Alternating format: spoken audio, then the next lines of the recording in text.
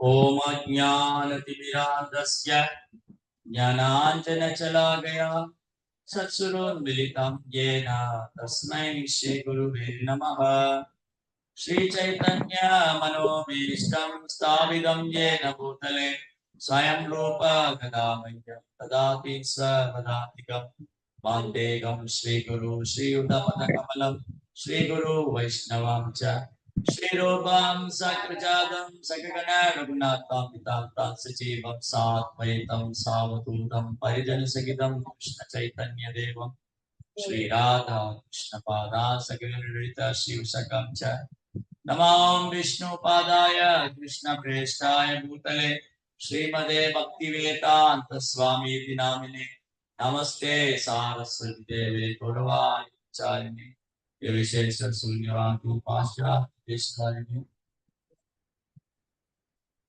नमो विष्णुपादाय कृष्णप्रेष्ठाय भूतले श्रीमदे भक्ति सिद्धांत सारस्वती नामिने वृषभानुदेवी दैताय कृपाते कृष्ण संबंध विज्ञान दायिने प्रभवे नमः माधुर्योज्जल प्रेमाति श्री रूपानुग भक्तिता श्री गौर करुणा शक्ति विग्रहाय नमस्तुते नमस्ते गौरवाणी श्रीमूर्ते दीनदारिणे रूपानुगतांत सिद्धांत तत्हारिणे नमः नमो गौरकिशोराय साक्षात् वैराग्यमूर्तये विप्रलम्बर साम्बोधे पादाम्बुजायते नमः नमो भक्ति विनोदाय सच्चिदानंद नामिने गौरशक्ति स्वरूपाय रूपानुगौराय दे गौराविर्भाव भूमिस्तर निर्देश जन प्रियः वैष्णव सर्वभौम श्री जगन्नाथाय ते नमः वाञ्छा कल्पतरुभ्यश्च कृपा सिन्धुभ्येव च पतितानां पावनेभ्यो वैष्णवेभ्यो नमो नमः पंचतत्वात्मकं कृष्णं भक्तरूप स्वरूपकं भक्तावतार भक्ताख्य नमामि भक्त शक्तिकम्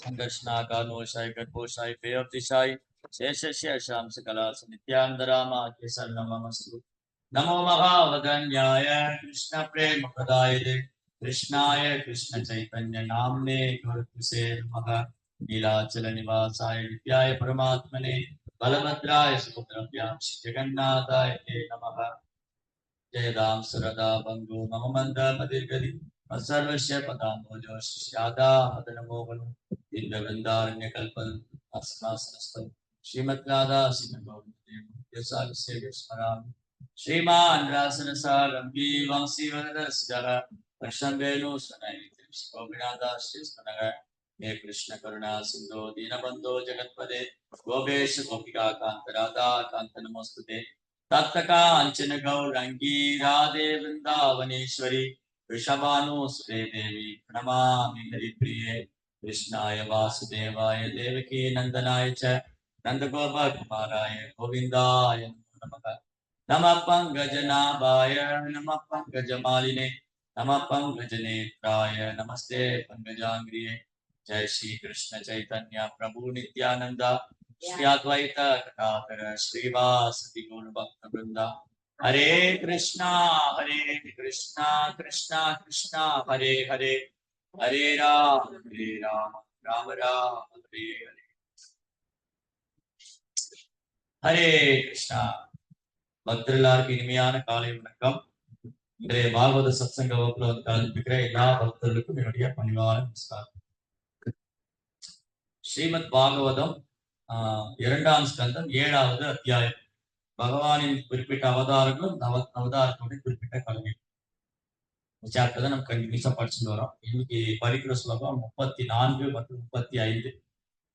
ஏஷ பிரலம்ப கரதர்துர கேசி அரிஷ்ட மல்லவ கம்ச யவனாக கவி பௌண்டரகாத்யாः अन्ये च साल्व कुजुपल्बल तन्दवक्र सप्तोक्षसाम्बा विदूरदरुक्मिमुख्याः एवामृते स्मिति स्मिति सा लीलात्मसावः काम्बोजमस्य कुरु सन्दृच्छय दैहयात्यः यास्यन्ति अदर्शनमलं बलपात भीमा व्याजाभ्यहेन हरिणा निलयं तदीयम्.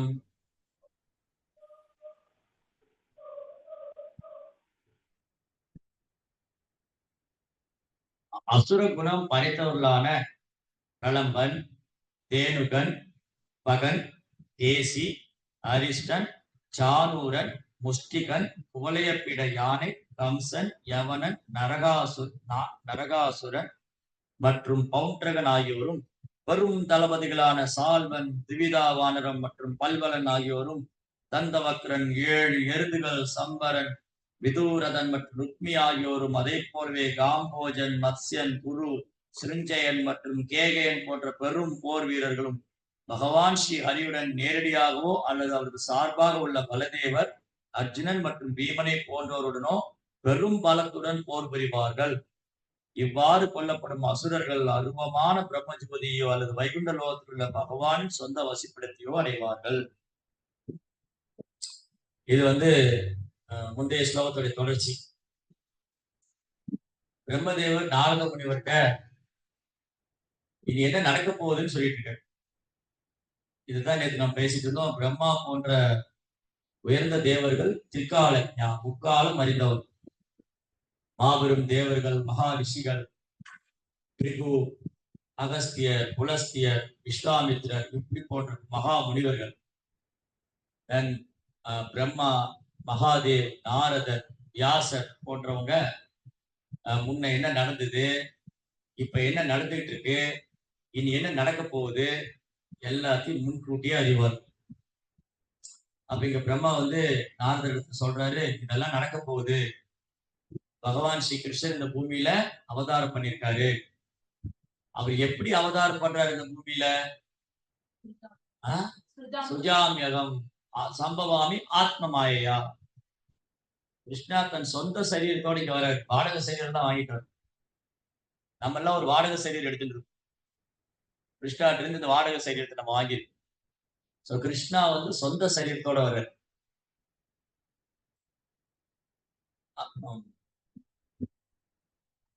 சம்பவாமி ஆத்மமாய் அஜோபிஷன் அவ்யய ஆத்மா. அஜா அப்படின்னா பெறப்பட்டவர். கிருஷ்ணா பிறப்பற்றவர். அவ்வியா அழிவற்றவர்.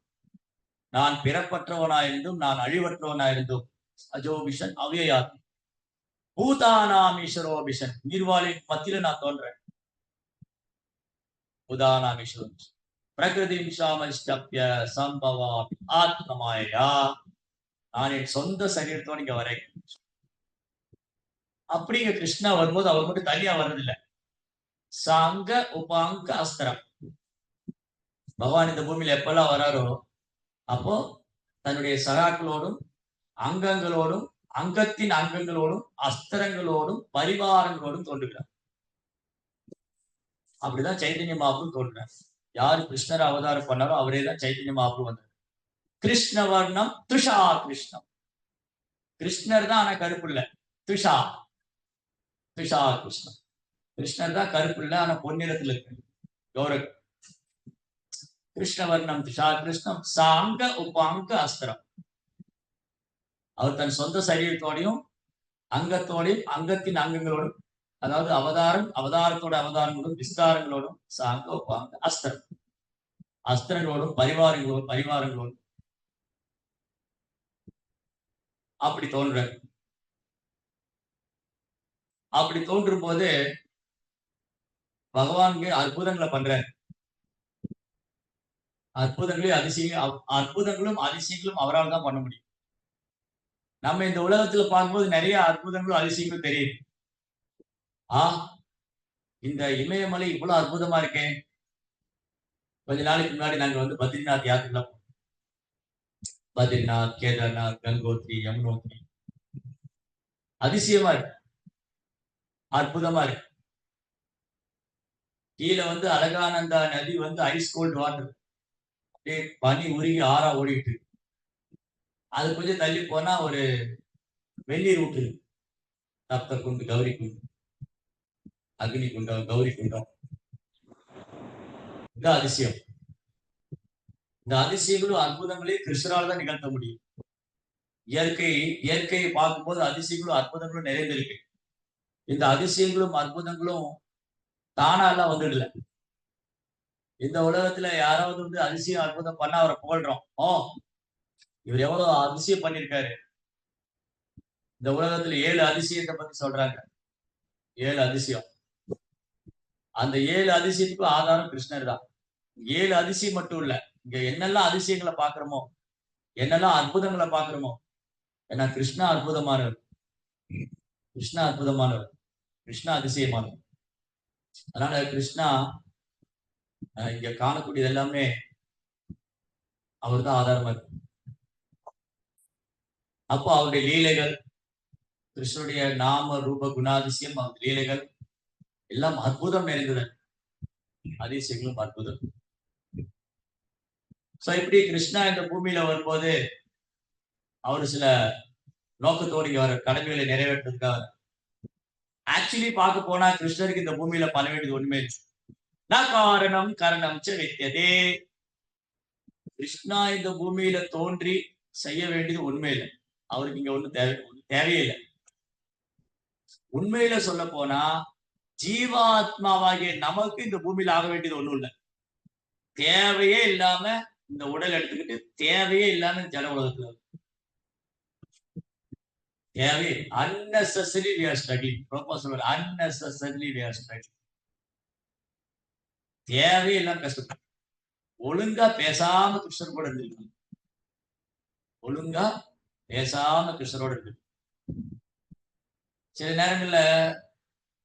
நேரங்கள்ல பிள்ளைகள் வந்து தங்கள் சுதந்திரத்தை துஷ்பிரயோகம் பண்ணி அப்பா அம்மா விட்டு போயிடுவாங்க. சில பொண்ணுங்க வந்து காதலனோடு ஓடி போயிடுறாங்க. சில பையன் வந்து ஏதாவது பொண்ணை கல்யாணம் பண்ணி அப்பா அம்மா விட்டு போயிடுறாங்க. வெளியில போய் கடுமையா போராடுறாங்க. தன்னுடைய வாழ்க்கையை தக்க வச்சு கொள்றது கடினமா உழைக்கணும், போராடும் குடும்பம்.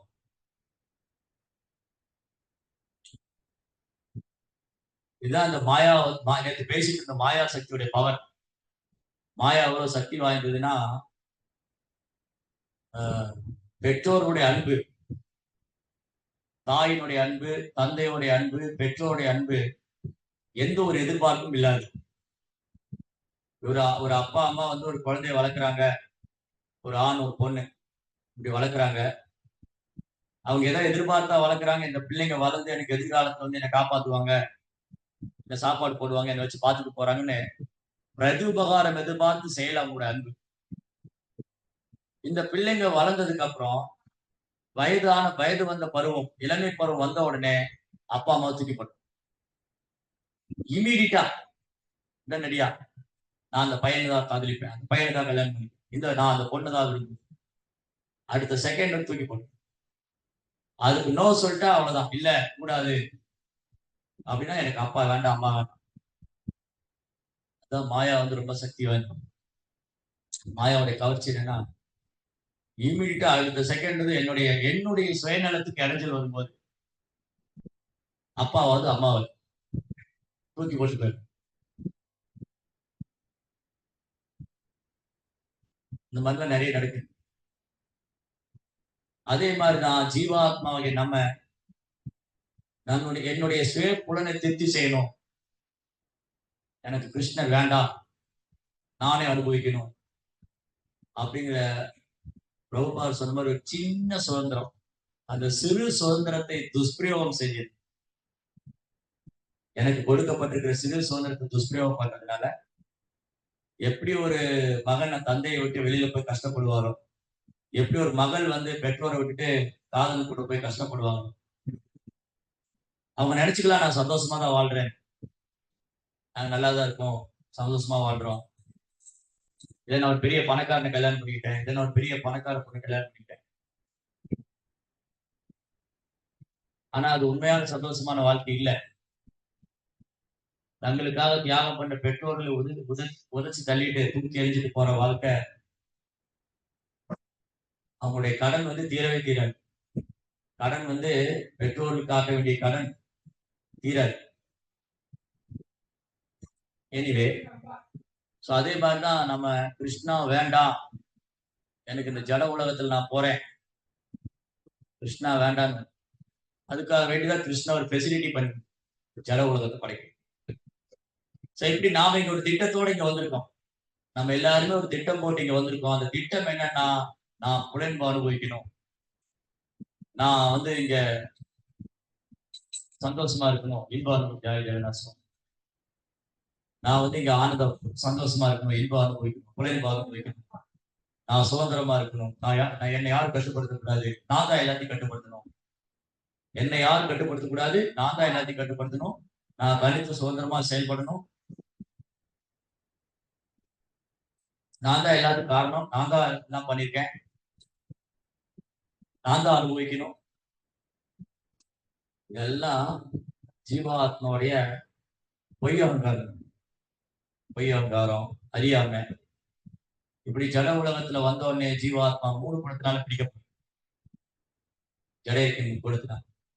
எப்படி ஒரு பையன் அப்பா விட்டு போன உடனே அவனை கஷ்டமும் வறுமையும் பிடிச்சுக்கிறோ, சில நேரம் துன்பம் அனுபவிக்கிறான், அவன் நினைச்சுக்கிறான் நான் நல்லாதான் இருக்கேன். ஓ என்ன இருக்கு, எங்க அப்பா அம்மா விட்டு வந்தா நான் நல்லா தான் இருக்கேன், நான் சொந்தமா சம்பாதிக்கிறேன், குடும்பம் நடத்துறேன் அப்படின்னு அவன் பேசிக்கலாம். ஆனா அது உண்மையான அவனுடைய நிலை அல்ல. அதே மாதிரி இந்த ஜட உலகத்துல கடவுளை மறந்துட்டு நம்ம என்ன வேணாலும் பண்ணலாம். ஆனா அது உண்மையான ஆனந்தம் கொடுக்குமா இல்லை. ஏன்? அதனாலதான் இங்க அதிருப்தி, அதிருப்தி மேல அதிருப்தி. எதிலுமே திருப்தி இல்லை. பெற்றோர்களுக்கு பிள்ளைகளால் அதிருப்தி ஏற்படுது, பிள்ளைகளால பெற்றோருக்கு அதிருப்தி ஏற்படுது, கணவனால மனைவிக்கு அதிருப்தி, மனைவினால கணவனுக்கு அதிருப்தி. இப்படியே லைஃப் ஆஃப் லைஃப் ஒரு பிரிவில் ஒரு பற்பல பிரிவில். அப்போ உண்மையான திருப்தி கிருஷ்ணன் கிட்டதான் இருக்கு அப்படிங்கிறத மறந்துட்டு நான் இங்க திருப்தி அடைறதுக்கான திட்டம் போட்டுக்கிட்டே இந்த ஜட உலகத்தை நான் எப்படி அனுபவிக்கலாம். அதான் பிரபுபாத் என்ன சொல்லுவார், ஸ்ட்ரகிளிங் ஃபார் எக்ஸிஸ்டன்ஸ். பிரபுபா என்ன எழுதுறாருன்னா, ஸ்ட்ரகிளிங் ஃபார் எக்ஸிஸ்டன்ஸ். ஜீவாத்மா தன் நிலையை தக்க வைத்துக் கொள்ள போராடி கொண்டு, எப்படியாவது என் நிலையை நான் தக்க வச்சுக்கணும். சிலருக்கு பதவியை தக்க வச்சுக்கணும், சிலருக்கு பேரை தக்க வச்சுக்கணும், புகழ் தக்க வச்சுக்கணும், செல்வத்தை தக்க வச்சுக்கணும், மரியாதையை தக்க வச்சுக்கணும். தக்க வைத்துக் கொள்வதற்கான போராட்டம் நடந்து கொண்டே இருக்கிறது. தக்க வைத்துக் கொள்வதற்கான போராட்டம் தான் வாழ்க்கை போராட்டம். இந்த வாழ்க்கை போராட்டம் பிறவிதோறும் தொடர்ந்துகிட்டே. ஜீவாத்மாவும் திட்டம் மேல திட்டம் போட்டுக்கிட்டே. ஜீவாத்மாவுடைய நம்ம திட்டம் மேல திட்டம் போட்டே இருக்கோம். இந்த வாழ்க்கையை நான் சரி பண்ணிட முடியுமா அப்படின்னு திட்டம் மேல திட்டம் போட்டுக்கிட்டே. ஆனா எல்லா திட்டமும் தவிடுபடியாது. ஒரு திட்டம் நிறைவேறும் போது அடுத்த பிரச்சனை, அதற்கான திட்டம் தீட்டும் போது அடுத்த பிரச்சனை. இப்படி துக்காலய சாஸ்திரம். இந்த ஜட உலகத்துல, துன்பம் நிறைந்த உலகத்துல திட்டம் மேல திட்டம் போட்டு நாம அதிருப்தியில தான் அதிருப்தி. சோ இப்படி நாம கிருஷ்ணா மறந்து அறியாமையினால, பொய் அகங்காரத்தினால என்ன திட்டம் போட்டாலும் இந்த இயற்கை அனுமதிக்காது. இந்த மெட்டீரியல் நேச்சர் இந்த ஜட இயற்கை இருக்கு இல்லையா, அதை அனுமதிக்காது. ஏன்னா பிரபுபார் அழகா சொல்லுவாரு, ஜீவாத்மா இந்த ஜட இயற்கையை அடக்கி ஆளுன்னு பாக்குறான். ஜீவாத்மா இந்த ஜட இயற்கையை அடக்கி ஆளுன்னு பாக்குறான், முடிய மாட்டேங்குது. ஏன் முடிய மாட்டேங்குது? எதனால ஜீவாத்மானால ஜட இயற்கையை அடக்கி ஆள முடியல? ஜீவாத்மாவும் கிருஷ்ணாவுடைய சக்தி, இந்த ஜட இயற்கையும் கிருஷ்ணாவுடைய சக்தி. ஜீவாத்மா வேணா ஜட இயற்கையை விட உயர்ந்த சக்தியா இருக்கலாம், ஆனா ஜீவாத்மானால ஜட இயற்கையை கட்டுப்படுத்த முடியாது. அதான் நேற்று பேசிட்டு இருந்தோம். ஆபத்து வருதுன்னு சொல்லலாம், அதை அவங்களால தடுத்து நிறுத்த முடியாது. ஜட இயற்கை ஜீவாத்மாவுடைய கட்டுப்பாட்டுல இல்ல. ரெண்டு பேருமே, ஜட சக்தியும் சரி, தடச சக்தியும் சரி, இந்த ஜட இயற்கையும் சரி, உயிர்வாளிகளாய் நாமளும் சரி, ரெண்டு பேருமே கிருஷ்ணாவுடைய கட்டுப்பாட்டுல தான் இருக்கு. அப்படின்னா என்ன அர்த்தம்? இந்த ஜட இயற்கையும் சரி, நாமளும் சரி தனித்து சுதந்திரமா செயல்படக்கூடியவங்களே அல்ல. தனித்து சுதந்திரமா செயல்படக்கூடியவங்களே அல்ல. ஆனா நான் முயற்சிக்கிறேன், அதுக்கான திட்டங்களை தீட்டிக்கிட்டே இருக்கேன். இதுதான் இன்னைக்குள்ள விஞ்ஞானிகள், அரசியல் தலைவர்கள், சினிமா நடிகர்கள், பேரளவான சமூக போராளி, இவங்க வேலையெல்லாம் இதுதான். கிருஷ்ணரை மறுக்கணும், கிருஷ்ணரை கொல்லணும், கிருஷ்ணரை தவிர்க்கணும், கடவுள் இல்லாத ஒரு நாத்திகமான சமுதாயம் உருவாகணும், எல்லாமே நாங்க தான் பண்ணோம் அப்படிங்கிற ஒரு நிலைக்கு கொண்டு வரணும். அதுக்கான திட்டங்களை போட்டுக்கிட்டே இருக்காங்க. நீங்க பாருங்க, பள்ளிக்கூடத்துல கொஞ்சம் கொஞ்சமா இந்த பாடங்களை எடுத்துட்டாங்க. பாடமே கிடையாது. மகாபாரதம், ராமாயணம் அப்படியே இருந்தாலும் அதை தவறாதான் சொல்லி தரும். அதே மாதிரி அரசியல் நாத்திக தலைவர்கள், தலைவர்கள் அரியாசனத்துல உட்காரும் போது அதற்கான தீவிரமான முயற்சிகளை செய்யும். பாக்குறோம் இல்லையா? சனாதன தர்மத்தை வந்து எழுதி பேசுவது, கோயில்களை வந்து உடைக்கிறது.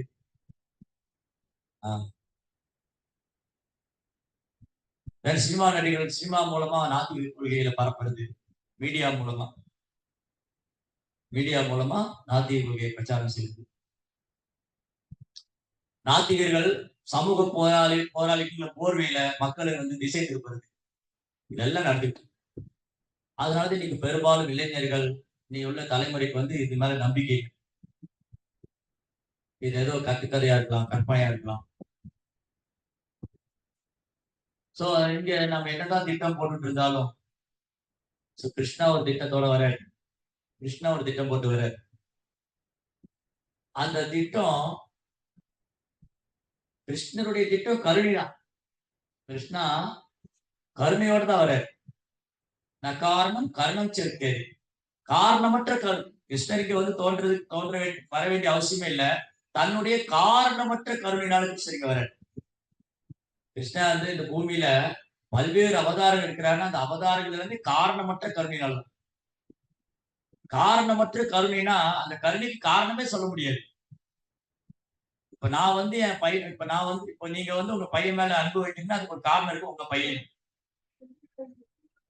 இல்ல, ஒருத்தர் வந்து தன் நாட்டை நேசிக்கிறாருன்னா, நான் இந்த நாட்டை சேர்ந்தவன், இந்த சமுதாயத்தை சேர்ந்தவன், இந்த இனத்தை சேர்ந்தவன், இந்த மதம், ஏதாவது ஒரு காரணம் இருக்கு. ஆனா கிருஷ்ணாவுடைய கருணைக்கு காரணமே இல்லை.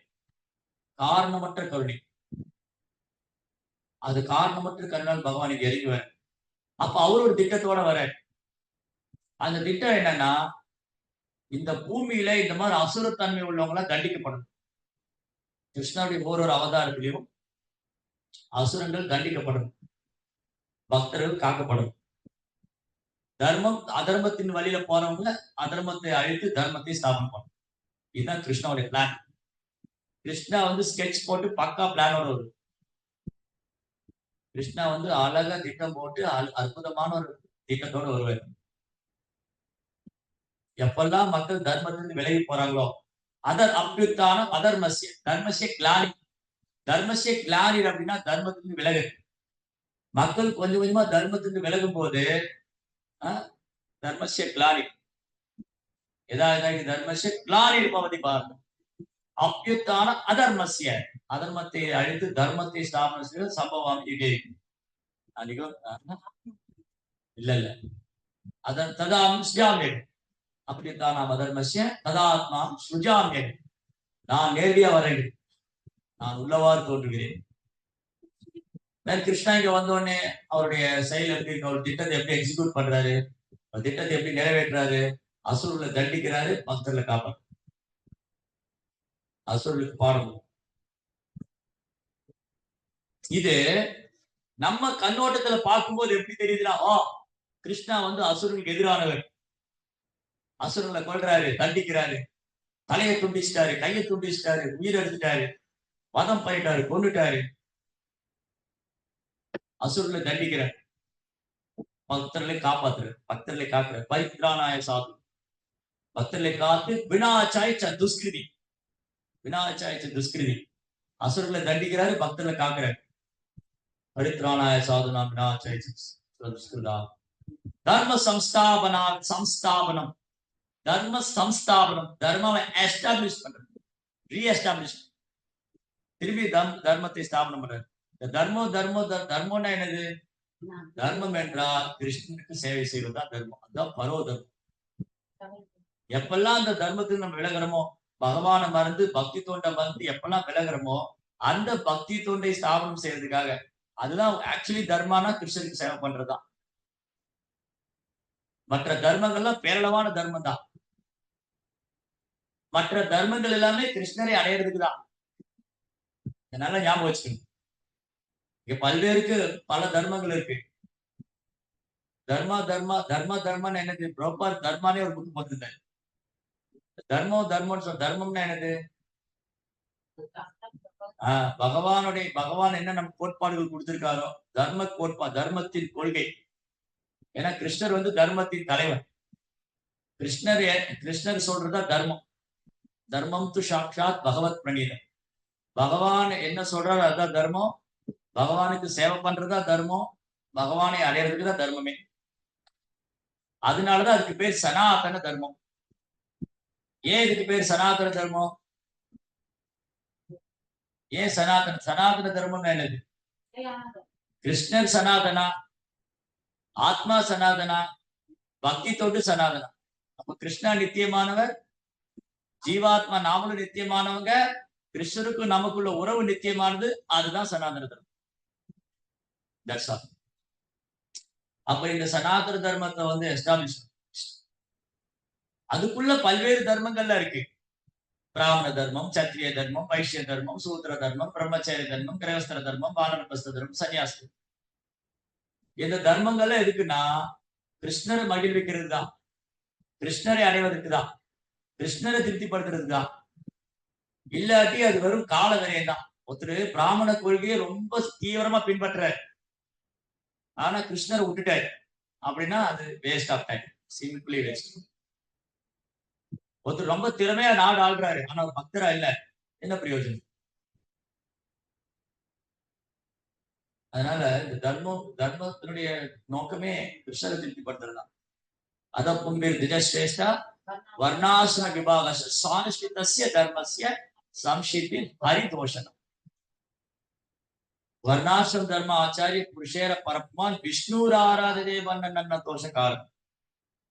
விஷ்ணு திருப்திப்படுத்துறது தான். இதுதான் நம்ம திட்டமா இருக்கணும்.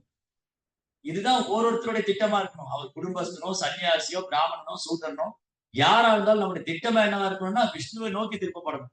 அப்படி இல்லைன்னா சிம்பிளி வேஸ்ட் ஆஃப் டைம், வெறும் கால விரைவில். தர்மஸ்வனிஷ்டிதா பும்ச விஷக்ஷேன கதாஸ்யா நோத்பாதையே எதிரெதின் ஸ்ரமையை வகி கேவலம்.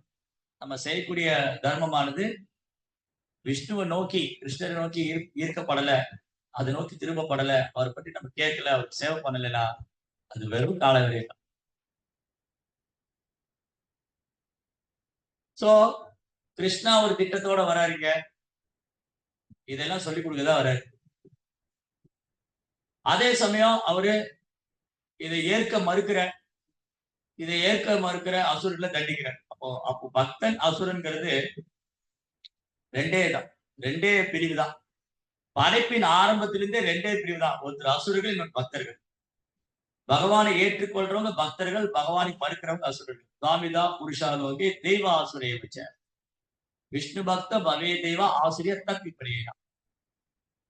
பகவானை ஏற்றுக்கொள்றவங்க தெய்வீபான குணம் உள்ளவங்க. பகவானை ஏற்றுக்கொள்ளாதவங்க சமுதாயத்துல யாரா வேணாலும் இருக்கலாம். அவர் ஒரு நாட்டினுடைய பிரதான மந்திரியா இருக்கலாம், இல்ல நாடு பாராளும் வேந்தனா இருக்கலாம், இல்ல ஒரு பெரிய பிராமண குலத்துல பிறந்திருக்கலாம், இல்ல ஒரு பெரிய சன்னியாசியா இருக்கலாம், பெரிய விஞ்ஞானியா இருக்கலாம், யாரா இருந்தாலும் அவங்க பகவானை ஏற்றுக்கல அப்படின்னு சொன்னா அவன் அசுரன். அப்ப அசுரன் என்பது அசுர குணம், பக்தன் என்பது தெய்வீக குணம். இந்த அசுர குணத்துக்கும் தெய்வீக குணத்துக்கும் போராட்டம் எப்பவுமே இருக்கு. படைப்பின் ஆரம்பத்திலிருந்து அசுர குணத்துக்கும் தெய்வீக குணத்துக்கும் போராட்டம். அசுர குணம் இந்த உலகத்தை அடக்கி ஆள வேண்டும் என்பது, தெய்வீக குணம் நான் பகவானை சண்டைய வேண்டும் என்று. ரெண்டும் சைட் பை சைட் நடந்துகிட்டே இருக்கு. ஒரு சிலர் வந்து தெய்வீக குணத்தினால பக்தர்களா பகவானுக்கு சேவை பண்ண விரும்புறாங்க, தன்னுடைய நிலையை புனிதப்படுத்திக் கொள்ள விரும்புறாங்க. ஒரு சிலர் வந்து அசுர குணத்தினால பகவானை ஏற்க மறுக்கிறாங்க, மேலும் மேலும் ஜனக்கினால தண்டிக்கப்படும். சரி, இப்போ நம்முடைய பார்வைக்கு எப்படி தெரியுதுன்னா, கிருஷ்ணா வந்து அசுரனை தண்டிக்கிறாரு, பக்தர்கள் தான் அன்பு செய்யறாரு. இந்த குற்றச்சாட்டு எப்ப இருந்து இருக்குன்னா படைப்பின் ஆரம்பத்துல இருந்து. இரண்யகசிபு தன் குற்றச்சாட்டை வைக்கிறார், இந்த விஷ்ணு எப்பவுமே தேவர்களுக்கே சாதகமா இருக்காரு, அசுரங்களை வந்து துன்புறுத்துறாரு, கொள்றாரு. அதுல விஷ்ணு வந்து ஒரு பட்சமா நடந்துக்கிறாரு. விஷ்ணு வந்து மகாவிஷ்ணு வந்து ஒரு பட்சமா நடத்துக்கிறாரு அப்படின்னு இரண்யகசிபு குற்றம் சாட்டுறாரு. படைப்பின் ஆரம்பத்துல முதல் அசுரன் ராட்சசன் இரண்யகசிபு. இரண்யகசிபு வைக்கிற குற்றச்சாட்டு என்னன்னா, இறைவன் வந்து பாரபட்சம் உள்ளவர், அவர் தேவர்களுக்கே சப்போர்ட்டா இருக்காரு, அசுரர்களுக்கு சப்போர்ட்டா இல்லை அப்படிங்கறத அசுரர்களுடைய குற்றச்சாட்டு. ஆனா என்ன காரணம்னா அவங்க கிருஷ்ணரை புரிஞ்சுக்க முடியல, அவனால புரிஞ்சுக்க முடியாது. அசுர குணத்தினால அவங்க கிருஷ்ணரை புரிஞ்சுக்க முடியாது. அதனால அவங்க என்ன நினைக்கிறாங்க, அவர் ஒருதலை பட்சமானவர்.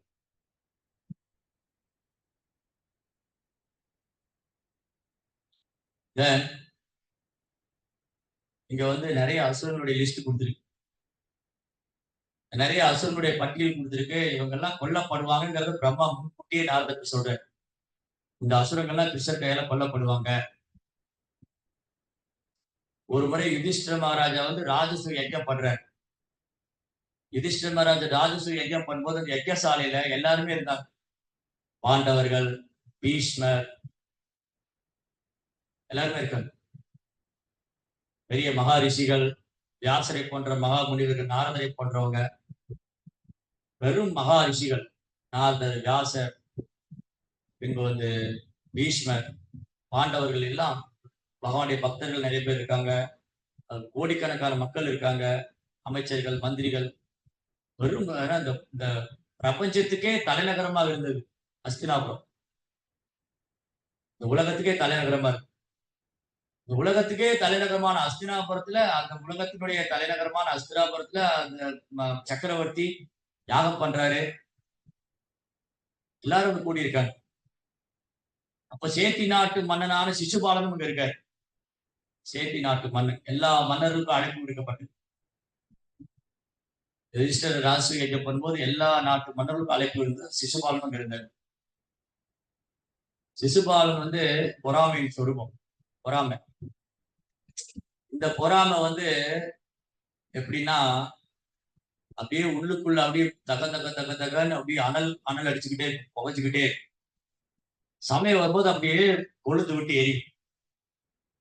உள்ளுக்குள்ள வந்து இப்போ உதாரணத்துக்கு நமக்கு ஒரு பக்தர் மேல பொறாமை இருக்குன்னு வச்சுக்கோங்களேன். உள்ள வந்து இந்த பொறாமை வந்து அப்படியே புகைஞ்சுக்கிட்டே திடீர்னு அந்த புகை ஒரு நாள் தீயா மாறும். அப்போ வந்து வரக்கூடிய வார்த்தைகள் கடினமா இருக்கும். சிசுபாலன் வந்து கிருஷ்ணர் மேல பொறாமை, பொறாமை வந்து சந்தர்ப்பத்துக்காக காத்திருக்கு. சந்தர்ப்பம் கிடைக்கும் போது நான் அன்னைக்கே சொன்னேன், இந்த பக்தரை பத்தி நல்லாவே தெரியும். ஏன்னா பொறாமை. ராசு இயக்கத்துல யுதிஷ்டிர மகாராஜா கிருஷ்ணருக்கு முதல் மரியாதை கொடுக்கிறார். கிருஷ்ணாவுக்கு முதல் மரியாதை. இந்த யாகத்துல வந்து எல்லோராலும் வழிபடப்பட வேண்டியவர், இந்த யாகத்தை முன்னின்று நடத்த வேண்டியவர், யாகத்தினுடைய பலனை அனுபவிக்க வேண்டியவர், எல்லோராலும் வழிபடப்பட வேண்டிய கிருஷ்ணா, வாசுதேவ கிருஷ்ணர் அப்படின்னு கிருஷ்ணரை வந்து உயர்த்தி பாராட்டி அவருக்கு மலர் மாலை எல்லாம் போட்டு அவருக்கு சந்திரன் எல்லாம் பூசி யுதிஷ்டிர மகாராஜ் கிருஷ்ணா வழிபட்டார். சகதேவன் சொல்றாரு, கிருஷ்ணர் தான் முதல் முதல் மரியாதை. கிருஷ்ணர் தான் இந்த யாகத்துல முதல் மரியாதை ஏற்றுக்கொள்ள தகுதி உள்ளவர். எல்லாரும் சகதேவன் வயதுல சிறியவரா இருந்தாலும், வியாசர், நாரதர், பீஷ்மர் இவரை விட வயசுல சிறியவரா இருந்தாலும், சகதேவன் சொன்னதை எல்லாரும் ஏகமானதோடு ஏற்றுக்கிறாங்க. கரெக்ட் சகதேவா, இவர் பர்ஃபெக்ட்லி கரெக்ட். நீ ரொம்ப கரெக்டா சரியா சொல்லிட்டேன். கிருஷ்ணர் தான் முதல் மரியாதை. உடனே சிசுபாலன் எந்திரிச்சு, இது அநீதி, இது தர்மம் இல்லை, அது அயோக்கியத்தனம். கிருஷ்ணர் யாரு? அவர் பிறப்பு என்ன? அவர் வைசியனா, சத்திரியனா, பெண்களோடு நடனமா? இப்படி கொடூரமான வார்த்தைகள் அந்த சபையோட முன்னாடி, ராஜசபையில, வீட்டுல ஒரு ரூம்ல இல்ல, ராஜசபையில எல்லாரும் முன்னாடியும் சிசுபாலன் வந்து கிருஷ்ணாவை கிளி கிளம்பி பயங்கரமான கோரமா கொடூரமான வார்த்தைகள்.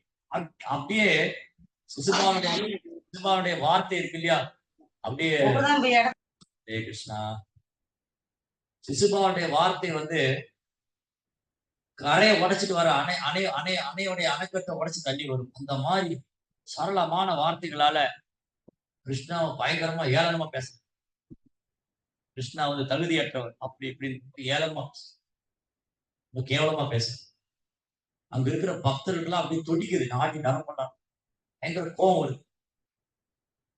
பீமன் தன் கதையை தூக்குறாரு, அர்ஜுனன் தன் காண்டி முத்தை தூக்குறாரு, எல்லாம் கொந்தளிக்கிறார் சபையில.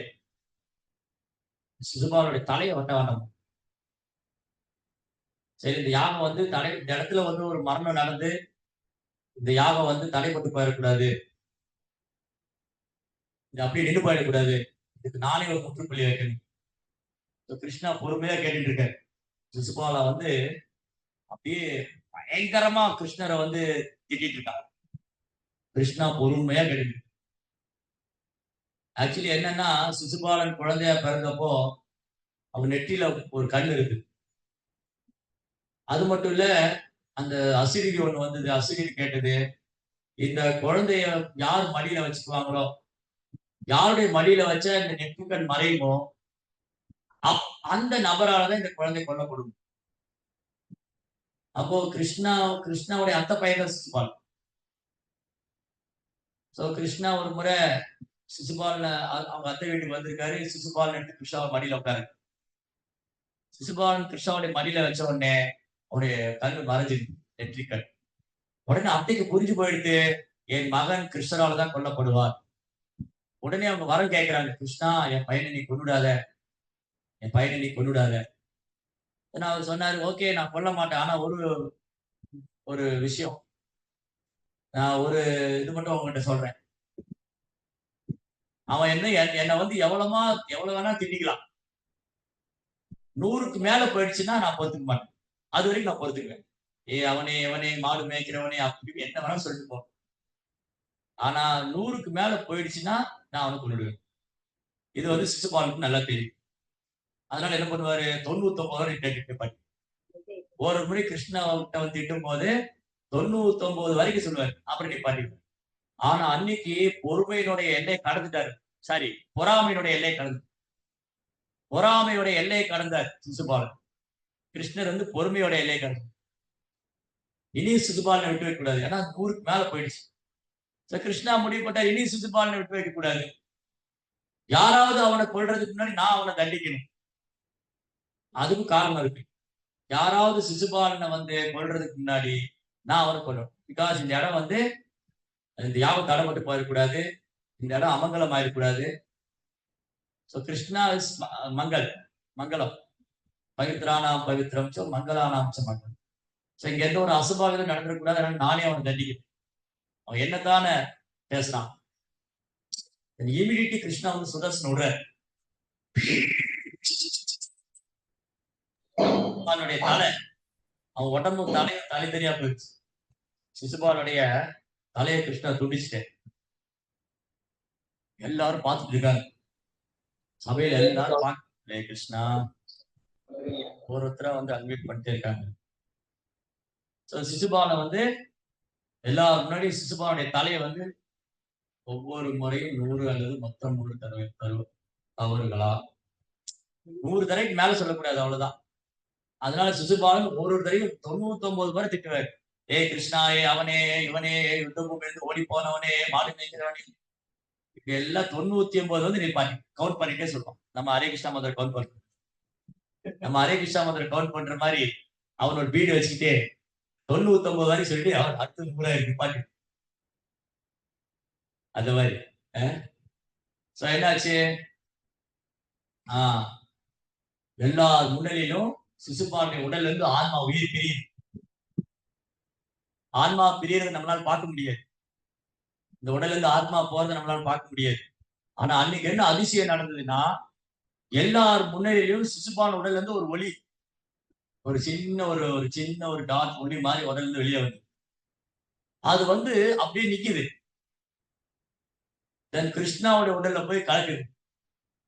சிசுபாலுடைய ஆன்மா வந்து சிசுபாலன் உடல்ல இருந்து அந்த ஆத்மா வெளியே வந்து அது கிருஷ்ணாவுடைய உடல்ல போய் கலக்குது. இது எல்லாரும் பாக்குறாங்க. இதை ஆக்சுவலி நம்ம பார்க்க முடியாது.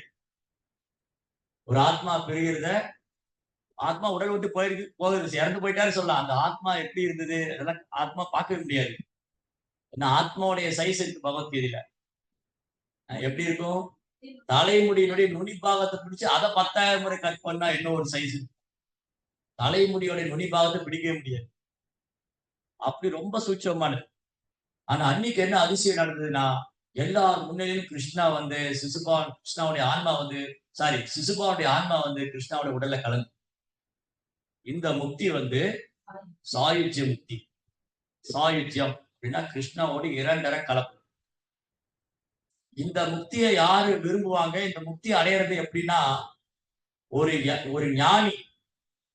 ஒரு ஞானி வந்து பல ஆயிரம் வருஷங்கள் தவம் இருக்கு.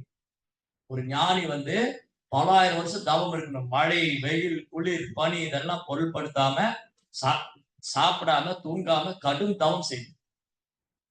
அப்படி தவம் செஞ்சு அந்த தவத்துல பக்குவமாய் சமாதி நிலை போகக்கூடிய ஞானி அந்த பிரம்ம ஜோதியோடு பிரம்மத்தோடு இரண்டரை கலக்கும். கிருஷ்ணாவுடைய உடலில் வரக்கூடிய தேஜஸ் தான் பிரம்ம ஜோதி. அந்த பிரம்ம ஜோதிக்குள்ள வளையணும், அந்த பிரம்மனோடு ஐக்கியமாகணும், அந்த பிரம்மனோடு இரண்டரை கலக்கணும் அப்படின்னு விரும்பக்கூடிய ஞானி பல ஆயிரம் வருஷங்கள் தவம் செய்யும். பல ஆயிரம் வருஷம் தவம் பண்ணாதான் ஒரு ஞானியினால அந்த பிரம்ம ஜோதி அடையும். அந்த முக்தி தான் கைவல்யம் அல்லது சாயுஜ்ய முக்தி. இது மகா ரிஷிகள், மகா முனிவர்கள், மாபெரும் முனிவர்கள், ரிஷிகள், தபஸ்விகள் கடும் தவம் செஞ்சு அடையிறத கிருஷ்ணா சிசுபாலனை கொல்றது மூலமாவே பண்ணிட்டு, கிருஷ்ணர் கையால கொல்லப்பட்டதுனால, கிருஷ்ணாவுடைய கையால கொல்லப்பட்டதுனால சிசுபாலன் சாயுஜ்ய முக்தி அடையிறது. யுதிஷ்டிர மகாராஜுக்கு பெரும் ஆச்சரியமா இருக்கு. இங்க என்ன நடக்குது? இந்த சிசுபாலனை தலை துண்டிச்சது நியாயம்தான். கிருஷ்ணா சிசுபாலனை கொண்டது நியாயம்.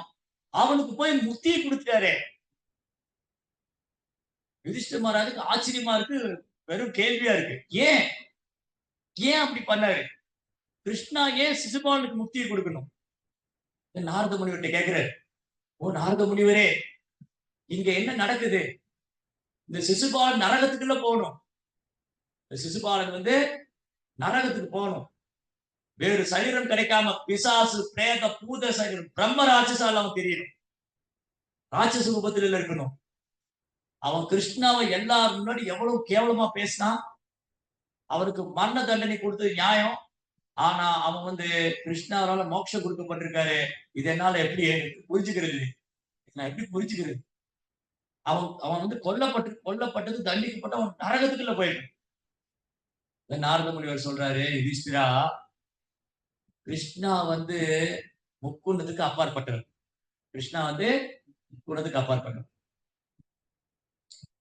அவருக்கு இந்த முக்குணத்துக்கு உட்பட்டவங்களுக்கு தான், இந்த 3 குணத்துக்கு உட்பட்டவன் தான் நண்பன், எதிரி, வேண்டியவன், வேண்டாதவன், நல்லவன், கெட்டவன், தர்மம், அதர்மம், இதெல்லாம் முக்குணத்துக்கு உட்பட்டவன்.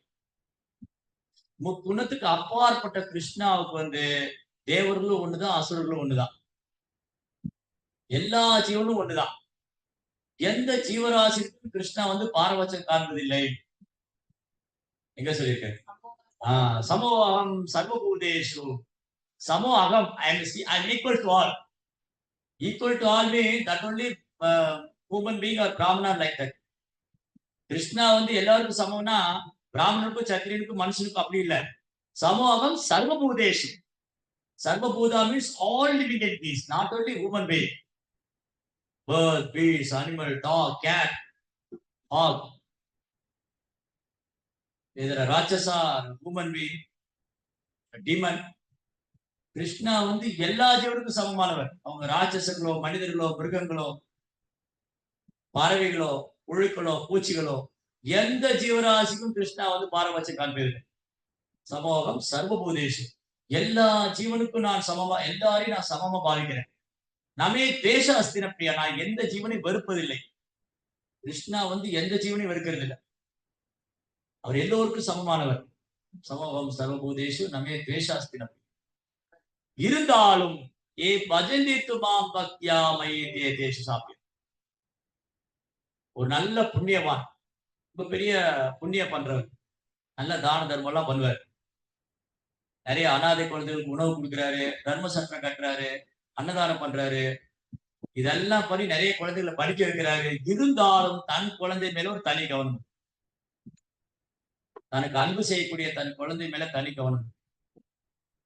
எல்லா குழந்தைகளும் தன் குழந்தையா பாவிச்சாலும் அந்த தர்மவான் தன் குழந்தை மேல என்னுடைய குழந்தை என்ற ஒரு தனி கவனம் இருக்கத்தான். அதே போலதான் கிருஷ்ணருக்கு எல்லா ஜீவனிடத்திலும் அன்பு செஞ்சாலும் அவர் யாரையும் வெறுப்பதில்லை, யாரிடம் பாரபட்சம் காண்பதில்லை. இருந்தாலும் தன்னிடம் பூர்ண சரணாகதி அடைந்த பக்தனுக்கு அவரு ரொம்ப பிரியமானவர். சோ நாரதர் சொல்றாரு, கிருஷ்ணா பொறுத்த வரைக்கும் தேவர்கள் அசுரர்கள் கிடையாது. கிருஷ்ணா பொறுத்த வரைக்கும் இவங்க தேவர்கள், அவங்க அசுரங்க, இவங்க உயர்ந்தவங்க, அவங்க தாழ்ந்தவங்க, இவன் அசுர குணம் படிச்சவன், தெய்வ குணம் படிச்சவன், வேண்டியவன், வேண்டாதவன், என் நண்பன், எதிரி, நோ. கிருஷ்ணா யாரும் எதிரியா, கிருஷ்ணரை வேணா அசுரர்கள் எதிரியா பார்க்கலாம். எண்ணி கசிவு மாதிரி உள்ளவங்க, கம்சனை போல உள்ளவங்க கிருஷ்ணர் எதிரியா நினைக்கலாம். பட் கிருஷ்ணா வந்து அவனை எதிரியா நினைக்கல. ஒரு மகன் வந்து வளர்ந்ததுக்கு அப்புறம் தன் தந்தையை எதிரியா நினைக்கலாம். ஓ, எங்க அப்பா வந்து என்னோட விருப்பத்தை பூர்த்தி பண்ண மாட்டேங்கிறாரு, எனக்கு சுதந்திரம் கொடுக்க மாட்டேங்கிறாரு அப்படின்னு ஒரு மகன் நினைக்கலாம். தன்னுடைய தந்தையாரை எதிரியா நினைக்கலாம். ஆனா தந்தை என்னைக்குமே தன் மகனை எதிரியா நினைக்கிறதே.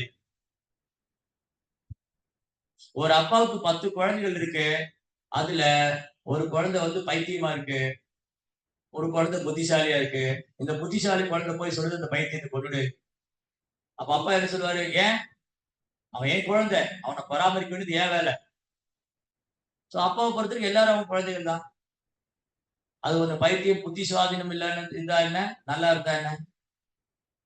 அதே போல ஒரு அப்பாவுக்கு வந்து 10 குழந்தைகள் இருக்காங்க. 4 பேர் சொன்ன பேச்சு கேட்கறாங்க, 6 பேர் கேட்கறது இல்ல. அந்த அப்பாவுக்கு வந்து 10 குழந்தைகள் மேலே அன்பு இருக்கும். ஆனா அந்த 4 குழந்தை மேல தனி கவனம் இருக்கும்.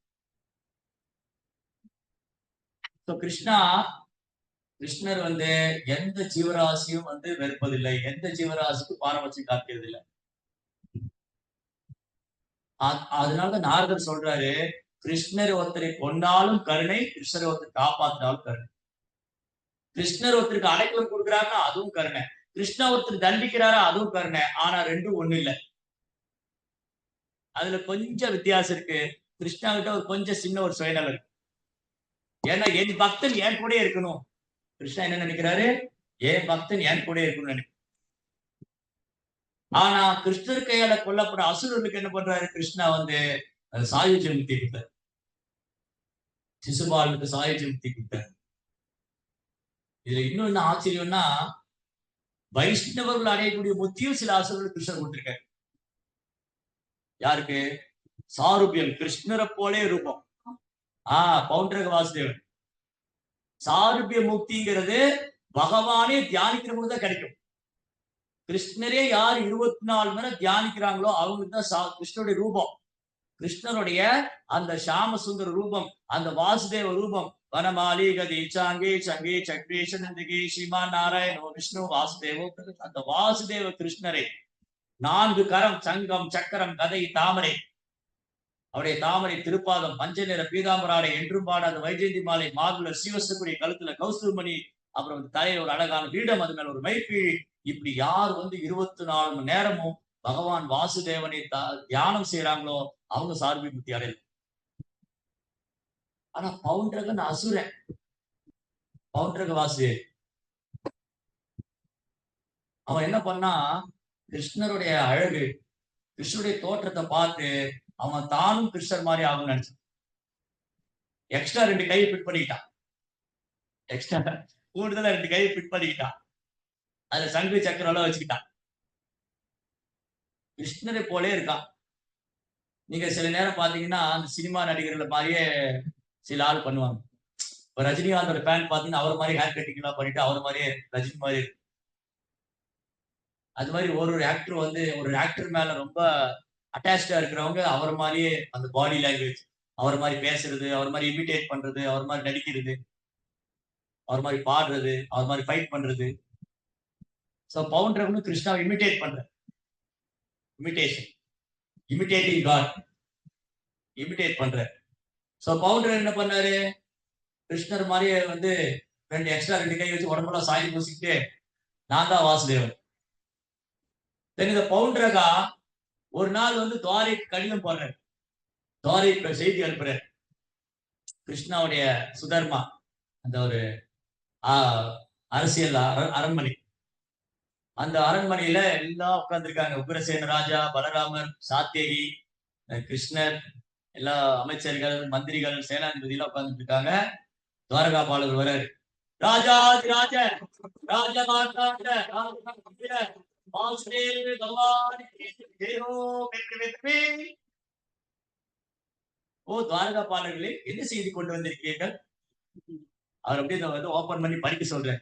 இந்த ஓலைச்சுவடி இருக்குல்ல, அந்த இது கட்டி ரவுண்ட் பண்ணி வச்சிருப்பாங்க, அதே ஓபன் பண்ணி படிக்கிறாங்க. பவுண்டரக வாசுதேவன் கிருஷ்ணருக்கு வாசுதேவனுக்கு எழுதி கொள்வது, ஏ துவாரகா வாசியே, நான் தான் ஒரிஜினல் வாசுதேவன். நீ போலி வாசுதேவன், நான் உன்னை எச்சரிக்கிறேன். மரியாதையாக அந்த சங்கம் சக்கரத்தை என்னிடம் ஒப்படைத்து விடு. உன் சங்கு சக்கரத்தை என்கிட்ட ஹேண்ட் ஓவர் பண்ணிடு, என்கிட்ட ஒப்படைச்சிரு. இல்லை நான் துவாரையில் படையெடுத்து உன் தலையை கொய்து விடுவேன். ஐ ஆம் த கிரேட் பவுண்டரகா வாசுதேவன். இத நியூஸ் கேட்ட உடனே எல்லாம் விழுந்து விழுந்து சிரிக்கிறாங்க. எல்லாம் விழுந்து விழுந்து சிரிக்கிறாங்க. அந்த சபையில எல்லாம் இப்படி ஒரு காமெடி பண்ணிட்டு இருக்காங்க. எல்லாம் விழுந்து சிரிக்கிறாங்க. கிருஷ்ணாவுக்கு ரொம்ப ஆர்வம் வந்துருச்சு, அவன் பார்க்கணுங்க. ஏன்னா நான் தான் வாசுதேவன் சொன்னா அப்புறம் எப்படி இருக்காங்க போய் பார்க்கலாம். இந்த கிருஷ்ணா போல இந்த பவுண்டரகரை பார்த்தா கிருஷ்ணர் மாதிரியே இருக்கான், இந்த வாசுதேவர் மாதிரியே இருக்கான். எக்ஸ்ட்ரா 2 கையை பிடி பண்ணிட்டு கிருஷ்ணா சேலஞ்ச் பண்ண. கிருஷ்ணா, என்னப்பா பிரச்சனை உனக்கு, என்ன வேணும் உனக்கு? சக்கரை வேணுமா? அதை விட்டு குடிச்சுக்கோ விட்டாரு. இந்த சக்கரை வேணுமா? அவர் சக்கரத்தை விட்டாரு. அவர் தாள காட்டாகி போச்சு. கிருஷ்ணா என்ன பண்ணாராம், பவுண்டரகன் வந்து என்னையே நினைச்சிட்டு இருந்திருக்கான் 24 hours. கிருஷ்ணர் எப்படி பேசுவாரு, எப்படி நடப்பாரு, எந்த மாதிரி நிற்பாரு, எந்த மாதிரி அரசியல் பண்ணுவாரு, எல்லாம் பார்த்துட்டே அதே கேட்டு. இப்படி பவுண்டரகன் வந்து கிருஷ்ணரை நினைச்சு நினைச்சு நினைச்சு நினைச்சு கிருஷ்ணராக ஆயிட்டாங்க. நம்மளால பண்ண முடியல. சாண்டிங் பண்ணும்போது கிருஷ்ணன் நினைக்க முடியல. ஆனா கம்சன் கிருஷ்ணரே நினைச்சிட்டு இருந்திருக்காரு. கம்சன் கிருஷ்ணனுடைய இருந்திருக்காரு. கம்சன், சிசுபாலன், பவுண்டரகன் எல்லாம் கிருஷ்ணனுடைய இருந்திருக்காங்க. ஆனா நம்மளால ஜெபமாலை எடுத்தோடனே தூக்கம் வருது, மைண்ட் எங்க போது கிருஷ்ணரை பிடிச்சு இந்த மனசுல நிக்க வைக்க முடியல. கேட்டா நம்மள டிவோட்டிக்காக சொல்லிக்கிறோம். திலக்கெல்லாம் போட்டு துளசி மலையெல்லாம் போட்டு நான் டிவோட்டி அரேஞ்ச்டா வந்து தொடர் கிருஷ்ணரை மனசுல நிறுத்த முடியல. சிசுபாலன் 24 மணி நேரம் கிருஷ்ணர் மேல பொறாமையா இருக்கு. கம்சன் 24 நேரம் கிருஷ்ணர் நினைச்சு பயந்துட்டே இருந்தான். அந்த வாசுதேவ குழந்தை என்ன எப்ப கொள்ளுவோம், அது எங்க இருக்கு, சாப்பிடும் போது, நிற்கும் போது, நடக்கும் போது, தூங்கும் போது கிருஷ்ணரே நினைச்சிட்டு. நம்மளால 24 செகண்ட் தொடர்ந்து கிருஷ்ணர் நினைக்க முடியல. கம்சன் 24 மணி நேரம் கிருஷ்ணர் நினைச்சிட்டு இருந்தார். அவங்க கிருஷ்ணனோட உள்ளதான் இருந்திருக்காங்க. கம்சன், சிசுபாலன், ஜராசந்தன், தந்தவக்கரன், காளையவன். ஆனா எப்படி இருந்தாங்க? பிரதிகூலமா இருந்தாங்க, அனுகூலமா இருக்கு. பக்தினா என்னது? அனுகூலேன கிருஷ்ணானுசீலனம். இதே கம்சனோ சிசுபாலனோ ஜராசந்தனோ கிருஷ்ணவேல அன்போடு நினைச்சிட்டு இருந்தா கிருஷ்ணர் அவங்களை தன் பக்கத்திலே உட்காரிச்சு. ஆனா அவங்க கிருஷ்ணன் மேல பொறாமையினாலும் பகைமையினாலும் பயத்தினாலும் நினைச்சிட்டு இருந்ததுனால கிருஷ்ணா வந்து அவங்க வேற விதமான முக்தி. அந்த முக்தியும் சாதாரணமான அடையக்கூடியது அல்ல. அதெல்லாம் எது? இந்த சாயுஜ முக்தி. சோ பவுண்டரகன் கிருஷ்ணா வந்து சாரூபிய முக்தி கொடுத்தாரு. ஏன்னா இந்த பவுண்டரகன் என்னை மாதிரியே ஆவரும் நினைச்சிட்டே இருந்தான் இல்லையா? சரி, என்ன போல ஒரு ரூபம் இருக்கு அவனுக்கு ஆன்மீக உலகத்தினுடைய இது. அதுதான் கிருஷ்ணா வந்து காரணமற்ற கல்வி உள்ளவர் தான். தன்னை கொல்ல நினைக்கும் அசுரனுக்கு தன் பக்தனை கொல்ல நினைக்க வேண்டும், தன்னை கொல்ல வேண்டும், தேவர்களை துன்புறுத்த வேண்டும், பிராமணர்கள் கலாச்சாரம் போகணும் அப்படி நினைக்கிற அசுரங்களுக்கு கிருஷ்ணர் என்ன பண்றாரு? முக்தி கொடுக்கிறாரு. அதுதான் கிருஷ்ணாவுடைய காரணமற்ற கல்வி. அகாசுரன் வந்து கிருஷ்ணரை பழிவாங்க வந்திருக்காரு. அவர் வந்து தன் சகோதரி சகோதரன் இவங்கெல்லாம் ஒரே ஃபேமிலி. அகாசுரா, பகாசுரா, பூதனாக. பூதனையும் பகாசுரனையும் கிருஷ்ணர் வதம் பண்ணதுனால அந்த கிருஷ்ணரை பழிவாங்கணும்னு அகாசுரன் வந்திருக்கு. என்னமோ கிருஷ்ணர் போய் சண்டை போட்ட மாதிரி கிருஷ்ணர் வேணும்னே அவங்க கிட்ட போன. அவங்கதான் கிருஷ்ணர்கிட்ட வந்து தொந்தரவு, பிருந்தாவனத்துல வந்து தொந்தரவு, பக்தர்களை தொந்தரவு. கிருஷ்ணா அகாசுரன் பண்ணாரு. இதே மாதிரிதான் நடந்தது. எப்படி? அகாசுடைய ஆன்மா வந்து இது வந்து தேவர்கள்லாம் 33 கோடி தேவர்கள் பார்த்துட்டு இருக்காங்க. இந்திரா, சந்திரா, வருணா, அக்னி, வாயு, பிரம்மதே, மகாதேவி எல்லாம் அவங்க வாகனத்துல, அன்னவாகனம், ரிஷபவாகனம், ஐராவத வாகனம் எல்லா வாகனத்திலும் ஆகாசத்துல இருந்து பாக்குறாங்க. எனக்கு அகாசுரன் வந்து தேவர்களுக்கே சவால். அவனை கிருஷ்ணர் கொன்ன உடனே ஆகாசம் பூக்களை மலையா போறாங்க. ஜெய் ஸ்ரீ கிருஷ்ண பகவானுக்கு, ஜெய் ஸ்ரீ கிருஷ்ண பகவானுக்கு, ஜெய் ஸ்ரீ கிருஷ்ண பகவானுக்கு அப்படி பூக்களை மலையா எல்லாரும் முன்னிலையிலும் அகாசுடைய ஆன்மா வந்து கிருஷ்ணோட உடல் போய் கலைச்சு. அந்த அந்த அகாசுடைய பாடியில இருந்து அந்த பெரிய மலைப்பாம்பு, அனகோண்டா பாம்பு, அந்த அகாசம்,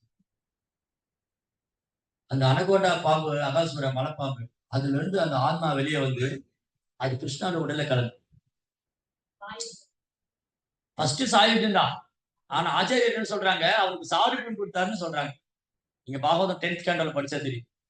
ஃபர்ஸ்ட் அகாசுரன் சாயுஜ்ய முக்தி அடைஞ்ச மாதிரி தான் இருக்கும்.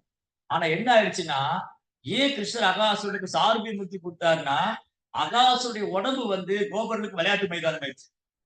அந்த கோலோ விருந்தாவனத்துல சறுக்கு விளையாடுவாங்க இல்லையா? அந்த குழந்தைங்க எல்லாம் பின்னாடி ஏணிப்படி ஏறி போய் ஸ்வயங்கிட்டு சறுக்குவாங்க. எப்படி பின்னாடி ஏறி போய் ஸ்வயங்கிட்டு சறுக்குவாங்க. அது மாதிரி அகாசுடைய நாக்கு இருக்குல்ல, அந்த பெரிய வாய். அகாசுடைய கீழ்த்தாடை தரையில இருக்கு. மேல் தாடை ஆகாசுல மேகத்தை தொடு. அந்த நாக்கு வந்து ஒரு பெரிய ஸ்லோப் மாதிரி இருக்கு. ஸ்லைடிங் ஸ்லோப் மாதிரி இருக்கு.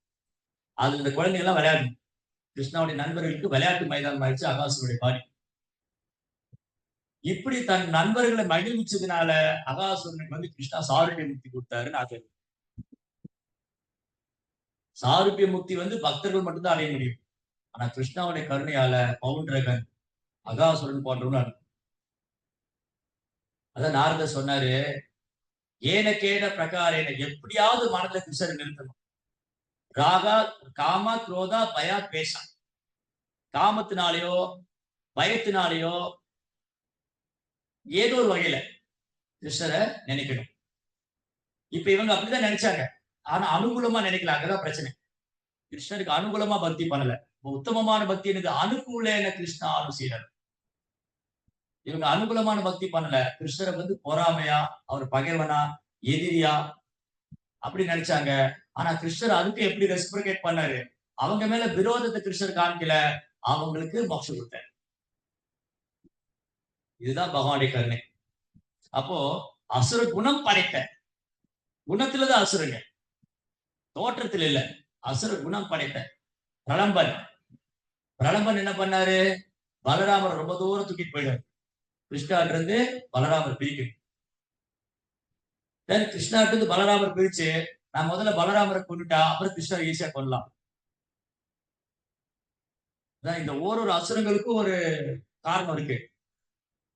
அந்த அசுரன் எந்த விதமான அனர்த்தம் நம்ம இதயத்துக்குள்ள. போலி சாமியார்கள் என்ன பண்ணுவாங்க? நம்மளை கிருஷ்ணாவுக்கு பிரிச்சிருவாங்க. போலி துறவிகள், போலி சாதுக்கள், அவங்க வந்து உண்மையான ஆச்சாரியன் மாதிரி நிக்க முடியாது. போலி சாதுக்களும் போலி துறவியர்களும் வந்து உண்மையான ஆச்சாரியன் மாதிரி நிக்க முடியாது. அவங்க பயந்து ஓடுவாங்க. அதுதான் பக்தி சித்தாந்த மாதிரி. பக்தி சித்தாந்த மாதிரி ஒரு தூய வைஷ்ணவரா இருந்ததுனால அவர் பெரும் ஆச்சாரியர். அவர் முன்னாடி போலி துறவிகளும் சாமியார் வந்து நிக்கவே முடியும். போலி கோசாமிகள் எல்லாத்தையும் ஓட விட்டுருவார். அந்த மாதிரி பலராமர் வந்து குரு தத்துவம். பலராமர் கிருஷ்ணருடைய ஃபர்ஸ்ட் விரிவங்கம். சோ பலராமர் வந்து கிருஷ்ணாட்டு பிரிக்கணும்னு நினைக்கிறதோ, அல்லது பக்தர்களை பகவான் பிரிக்கணும்னு நினைக்கிறதோ, அல்லது மக்களை தவறான வழியில் நடத்தணும்னு நினைக்கிறதோ பிரலம்பனுடைய மென்டாலிட்டி, பிரலம்பாசுர மனோநிலை. அந்த பிரலம்பாசுரனுடைய மனோநிலை, அந்த மனோபாவம், அசுர குணம் என்னது? கிருஷ்ணரை வந்து சாதாரண மனிதனா நினைக்கிறதோ, இல்ல கிருஷ்ணருக்கு இருந்து நம்மளை விலக்கி கொண்டு போறது. கிருஷ்ணர் இருந்து விலக்கி நம்மளை ரொம்ப தூரத்துக்கு கொண்டு போயிடுவாங்க. இன்னைக்கு இருக்கிற சோகால் குருசம், இன்னைக்கு இருக்கிற பேரளவான வெளியில இருக்கிற போலி குருமார்களை அவருடைய நோக்கம் என்னது? தன்னை கடவுளா நினைக்கிறது. பிரலம்பன் நினைச்சிட்டாரு, நான் ரொம்ப பலமானவன், இந்த பலராமரை வந்து ரொம்ப சாதாரணமா கொண்டுருவேன். பலராமர் கையில தான் பிரலம்பன் கொல்லப்பட்டார். அதான் பிரலம்பனுக்கு முக்தி கொடுத்தார். பலராமர் கையில கொல்லப்பட்டாலும் முக்தி தான். எப்படி கிருஷ்ணர் கையால கொல்லப்பட்டால் முக்தியோ, அது போல பலராமர் கையால கொல்லப்பட்டாலும் சரி, அர்ஜுனன் பீமன் கையில கொல்லப்பட்டது முக்தின்னு தான் நீங்க சொல்லி. ஏன்னா அவங்க கிருஷ்ணர் முன்னிலையில கிருஷ்ணா அந்த சக்தியை கொடுக்கிறாரு. பீமன் ஜராசந்தனை கொல்றாருன்னா அந்த கொல்லக்கூடிய சக்தி வந்து கிருஷ்ணா கொடுத்திருக்காரு. கிருஷ்ணர் முன்னிலையில ஜராசந்தன் கொல்லப்பட்டதுனால அவருக்கு முக்தி கொடுத்தாரு. அர்ஜுனன் முன்னாடி அர்ஜுனன் நிறைய பேரை கொண்டாரு யுத்தத்துல. கிருஷ்ணா அவர் அர்ஜுனன் எம்பவர், அர்ஜுனுக்கு அந்த சக்தி கொடுத்தாரு கிருஷ்ணர் முன்னாடி. அதான் பீஷ்மர் ரொம்ப அழகா சொல்லுவார். பீஷ்மர் வந்து அவருடைய பிரேயர்ல அந்த அபுபடிகளை படுத்துக்கோ பீஷ்ம ஸ்துதி ஃபர்ஸ்ட் கேண்டோ 10th சாப்டர் முதல் ஸ்கந்தம் 10ஆம் அத்தியாயம். பீஷ்மர் என்ன சொல்றாரு? இந்த குருஷேத்திர போர்க்களத்துல கொல்லப்பட்டவங்க எல்லாருமே அவங்க நற்கதி அடைஞ்சாங்க. அப்படின்னு என்ன அர்த்தம்? எல்லாருமே கோலகுந்தாவன போல, எல்லாருமே வைகுண்டம் போல. ஏதாமா பிரபத்தேந்து அவங்க செய்த இது தந்தாற் போல சிலர் சாயுஜ முக்தி அடைஞ்சிருப்பாங்க, சிலர் வைகுண்டம் போயிருப்பாங்க, சிலர் வந்து சாதுப முக்தி அடைஞ்சிருப்பாங்க. கிருஷ்ணா முன்னாடி கொல்லப்பட்டது. எனிவே பெரும்பாலும் இந்த யுத்தத்துல தர்மத்துக்காக நடந்த யுத்தம்னால யாருமே வந்து நரகத்துக்கு போல, எல்லாரும் உயர்ந்த கிரகத்துக்கு தான். எஸ், ஏன்னா தர்மத்துக்காக நடந்த யுத்தம். கிருஷ்ணா முன்னிலையில் நடக்கிற யுத்தம். கிருஷ்ணனுடைய ஏற்பாட்டில் நடக்குது. கிருஷ்ணர் முன்னாடி ஒருத்தர் உடலை விடுற எப்படி நடக்குது இப்போ? ராமாயணத்துல இறந்து போன எல்லாரையுமே ராமர் வந்து அயோத்தியா கூட்டிட்டு போனதா சொல்லு. Not only vanaras, all the rakshasa, everyone, எல்லாருமே. ஒரே ஒரு வானரத்தை தவிர திவிதா. சோ திவிதா வந்து பலராமர் கையில இருந்து கொண்டு. ஏன்னா திவிதா வந்து ராமர் ஏத்துக்கிட்டார், லக்ஷ்மணன் ஏத்துக்கல. எனக்கு ராமர் வேணும், அவர் பகவான். லக்ஷ்மண் பகவான் இல்ல, அவர் சாதாரண மனுஷன். ராமர் வந்து எல்லா வானருக்கும் மோட்சம் கொடுத்தாரு, திவிதாக்கு மோட்சம். யார் கையால கொல்லப்பட்டாரு? சேம் லக்ஷ்மணா பலராமரா வந்தாரு. பலராமர் தான் திவிதாக்கு மோட்சம் கொடுத்தாரு. சோ குருவை ஓவர்டேக் பண்ணி நான் போய் கிருஷ்ணர் அடையிறதுக்கு முட்டாள்தான். எனக்கு குரு தேவையில்லை, குரு ஒரு சாதாரண மனிதன் தான், நானே கடவுள்கிட்ட நேரடியா போறேன்னா திவிதா நிலைமைதான் வரும். குருவை ஓவர்டேக் பண்ண முடியாது, பைபாஸ் பண்ண முடியும். குருவுடைய கருணையால தான் கிருஷ்ணாவுடைய கருணை. தேவகாசுரா கழுத மென்டாலிட்டி. கழுத என்ன பண்ணுவோம்? நான் தான் அனுபவிக்கணும், என்னுடைய இது. சில பேர் ஒரு அசுருக்கு ஒரு மென்டாலிட்டி.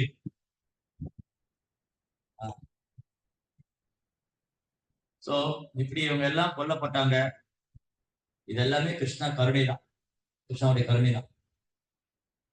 இது சிலர் வந்து சிலர் வந்து கிருஷ்ணரால கொல்லப்பட்டாங்க, சிலர் பலராமரால கொல்லப்பட்டாங்க, சிலர் அர்ஜுனால கொல்லப்பட்டாங்க, பீமனால கொல்லப்பட்டாங்க. அது எல்லாமே கிருஷ்ணனுடைய முன்னிலையில் நடந்ததுனால, கிருஷ்ணனுடைய ஏற்பாட்டில் நடந்ததுனால கிருஷ்ணா அவங்களுக்கு முக்தி கொடுத்தாரு.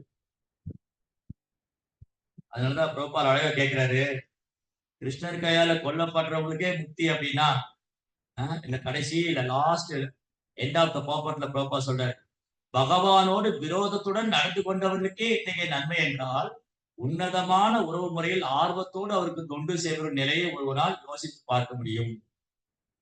அப்ப யசோதாமா, நந்த மகாராஜ் இவங்களை பத்தி எல்லாம் சொல்ல பாண்டவர்கள்.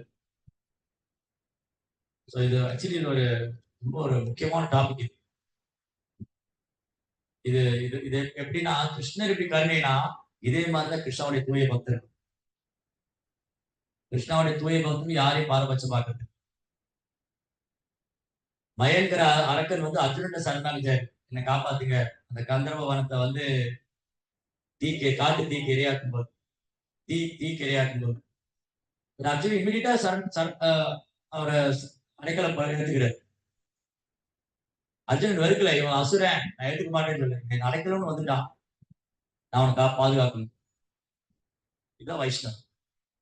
ஒரு வைஷ்ணவர் வந்து யாரையும் வெறுக்கிறது இல்ல, யார் மேலேயும் பாரபட்சம் எல்லா ஜீவராசியும். பிரபுபாதர் நினைச்சிருந்தாருன்னா இந்த அமெரிக்கர்கள் 500 பேர்லாம் குடிகாரங்க, போத வஸ்து பண்றவங்க, இவங்களுக்கு என்ன தகுதி இருக்கு கிருஷ்ண பக்தி பண்றதுக்கு அப்படின்னு நினைச்சிருந்தா ஒருத்தர் கூட வைஷ்ணவராய்.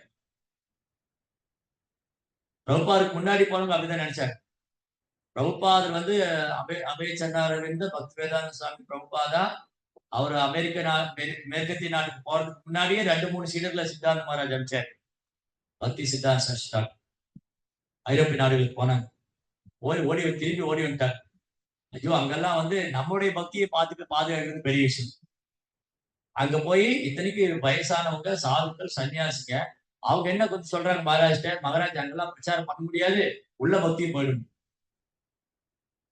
ஆனா பிரபுபாதா வந்து தன் குருவோட எண்ணத்தை புரிஞ்சுட்டு அங்க போய் அவர் பயிற்சி பண்ணது மட்டும் இல்ல, அவர் உதாரணமா வாழ்ந்து காமிச்சது மட்டும் இல்ல, அவருடைய கருணையால, அவருடைய சங்கத்தால, அவர் தூய்மையால ஆயிரக்கணக்கான லட்சக்கணக்கான பேரை பக்தராம எல்லாம் அறியாமையிலையும் புலன்பத்திலையும் மூழ்கி போயிருந்தோம். நீங்க அதுல படிங்க, லீலாமிரதத்துல பௌரின்னு ஒரு இடம் இருக்கு. பௌரியில எந்த ஒரு நல்ல மனுஷனும் போக மாட்டான், அப்படி ஒரு மோசமான இடம். ரூபார் அங்க போய் அவங்க கிருஷ்ண நாரதர், ரூபால், சித்தாந்த மகாராஜ், பக்தி வினோத் தாக்கூர், இந்த மாதிரி வைஷ்ணவ ஆச்சாரியர்கள், ராமானுஜாச்சாரி, இவங்கெல்லாம் யாரும் என்னென்னலாம் பாக்குறது. காரணம் என்னது? இவங்க பகவானுடைய திட்டத்தை அறிஞ்சு இங்க வர்றோம். பகவானுடைய திட்டம் என்னவோ அதே தன் திட்டமா வச்சுக்கிறார். பகவான் யாரையும் பாரபட்சம் பார்க்க முடியாது. இந்த ஜடாய் வந்து ஒரு பருந்து, இந்த வானரங்கள் எல்லாம் குரங்குங்க, விபீஷன் ஒரு ராட்சசன், குகன் ஒரு நீச்ச குலத்துல வேட குலத்துல பார்க்கலையே. எல்லாரையுமே தன் சகோதரனை எடுத்துக்கிட்டாரு, எல்லாரையும் தன் பக்தனை எடுத்துக்கிட்டாரு, எல்லாருக்கும் கருணை கொடுத்தாரு. அதே மாதிரிதான் ஒரு வைஷ்ணவர் வந்து எந்த ஒரு பாரபட்சம் இல்லாம மழை நீர் இருக்கு இல்லையா, மழை நீர் தான் பாரபட்சம் பார்த்தா விழுகுது, இல்ல சூரிய வெளிச்சம் தான் பாரபட்சம் பார்த்துருக்கா. சூரியன் யார்கிட்டயும் பாரபட்சம் பார்க்கறது இல்ல. அது வந்து எல்லா இடத்துலயும் விழுகுது. அசுத்தமான இடத்துலயும் விழுகுது, சுத்தமான இடத்துலயும் விழுகுது. அசுத்தமான இன்ஸ்டெட் ஆஃப் அசுத்தமான இடம் சூரியன் விழுகிறதுனால தூய்மை அடையுது. அந்த மாதிரி பகவானுடைய பக்தர்கள் வந்து பகவான் எவ்வளவு கருணை வாய்ந்தவர், அவரை விட ஒரு மடங்கு பக்தர்கள் கருணை வாய்ந்தவர். அதுதான் கேட்டார் எந்த இடத்துல, அந்த நம்பி கோயில்ல, திருக்குறுங்குடின்னு ஒரு திவ்ய தேசம். அங்க வந்து ராமானுஜாச்சாரியர் பகவான் தரிசனம் பண்ண போயிருக்காரு. பகவான் வந்து கேட்கிறார் ராமானுஜர்கிட்ட, ஏ ராமானுஜா, நான் வந்து பகவத்கீதையெல்லாம் சொல்லியிருக்கேன், பாகவதத்துல என் கதையெல்லாம் இருக்கு, ஆனா என்னால ரொம்ப பேரை வந்து வைஷ்ணவத்துக்கு கொண்டு வர முடியல, நீங்க எப்படி பண்ண? கிருஷ்ணர் பகவத்கீதை சொல்லிட்டாரு, ஆனா எவ்வளவு பேர் பகவத்கீதை படிக்கிறாங்க? கிருஷ்ணருடைய பாகவதம் இருக்கு, எவ்வளவு பேர் பாகவதம் படிக்கிறாங்க? அப்ப ராமானுஜத்தை கேட்டாங்க, நீங்க எப்படி செஞ்ச? நீ நீ போய் சொன்னா இவ்வளவு பேர் உன்கிட்ட வர்றாங்களே, ஆயிரக்கணக்கான பேர் உன்னை ஃபாலோ பண்றாங்க, லட்சக்கணக்கான பேர் உன்னை ஃபாலோ பண்றாங்க. அப்ப ராமானுஜர் சொன்னாங்க, நீங்க கேட்கிற மாதிரி கேட்டா நான் சொல்லுவேன். அப்ப அங்க பகவான் சீடர் ஆயிட்டாரு, ராமானுஜர் ஆச்சாரியன் பகவானுக்கு ஆச்சாரியன் ஆயிட்டாரு. அப்ப சொன்னாராம், ஓம் நமோ நாராயணாய, இந்த மந்திரம் தான் சொல்லி கொடுத்தாங்க. உங்க மந்திரம் தான் சொல்லி, பகவானுடைய நாமம் அவரோட சக்தி வாய்ந்தது, அவரோட கருணை வாய்ந்தது. இதுதான் சொல்லி கொடுத்தேன். அப்படிதான் எல்லாரும் வைஷ்ணவத்தை ஏத்துனாங்க. பிரபுபா ரொம்ப கருணை வாய்ந்தவர். சைதன்ய மகாபிரபு போதனைகளை வந்து உலகெல்லாம் போய் பிரச்சாரம் பண்ணும், எந்த ஒரு பாரபட்சம் இல்லாம. ஹரே கிருஷ்ணா மகாமன் பாகவத தர்மம். அப்ப ஆச்சாரியனுடைய அனுகிரகம் இருந்தாதான், ஆச்சாரியனுடைய கருணை இருந்தாதான் கிருஷ்ணா எவ்வளவு கருணை வாய்ந்தவர், அவர் பாரபட்சப்பட்டவர், எல்லோருக்கும் சமமானவர்ன்றதை நம்மளால புரிஞ்சுக்க முடியும். இல்லாட்டி என்ன கிருஷ்ணன் மாதிரி நம்மளும் நினைச்சிருப்போம், ஆமா ஆமா கிருஷ்ணா எப்பவும் தேவனுக்கு சப்போர்ட் பண்ற, அசுரங்களை தண்டிச்சுட்டே இருக்காரு, அவங்க கொல்லணும் தண்டிக்கணும். கிருஷ்ணாவுடைய வெளி தோற்றத்துல கிருஷ்ணா அசுரங்களை தண்டிச்ச மாதிரி இருக்குது, ஆக்சுவலி கிருஷ்ணா அவங்களுக்கு முக்தி தான் கொடுத்திருக்காரு. அதனால வைஷ்ணவ எப்பவுமே பகவானை பின்பற்றக்கூடிய பக்தன் எப்பவுமே அவரை விட கருணை வாய்ந்தவர்.